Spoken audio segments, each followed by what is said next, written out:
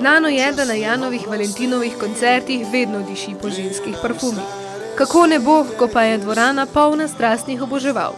Je med njimi mogoče tudi njegova srčna izbranka? Kako je dobra bolezen? Ja, definitivno sem njegova oboževalka že od majhnih nog in ga cenim. A Jan res super zgleda, njegove učke so res nekaj posebenega, tako da. Ne, dost sem ga hvala, dost ima, Jan dost ima. Grize, peče in ne veš, kaj ti je. Da ima Tina posebno vlogo kot gostja, nam je razkrila organizatorska zapestnica na njeni desni roki. O tem, kakšna je njena vloga, pa... Kako to, da imaš organizator zapestnico? Organizator?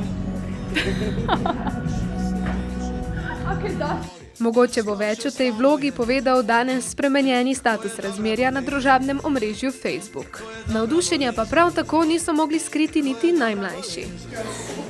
Zdaj pa gremo na koncert. Za odrju so se Valentinovemu večeru primerno razgovorili tudi Modrijani. Ob vseh namigovanjih, ali popularni Blaž že ima dekle, nam je Rok razkril skrivnost. Hvala Bogu, imam one 3 zraven in mi vedno dajo kak dober nasvet. Moje se že printa. Kaj? Punca. Printa. Reva je. To je reva. Kdo in kje so njihova dekleta, smo razčistili. Jana pa ujeli pri pripravah na veliki večer.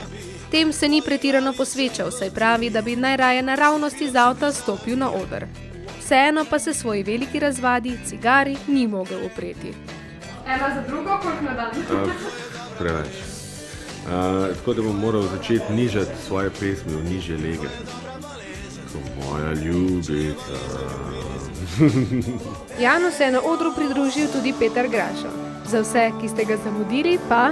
I sve dok živim i dok imam glas, ja plakaću za nas. Bože daj da budem jak, da mi prođe utorak. Večer poln ljubezni, skrivnosti, solz in smeha smo zaključili z Janovim odhodom na oder in uživali v romantičnem vzdušju. Mogoče pa je še kdo našel ljubezen svojega življenja.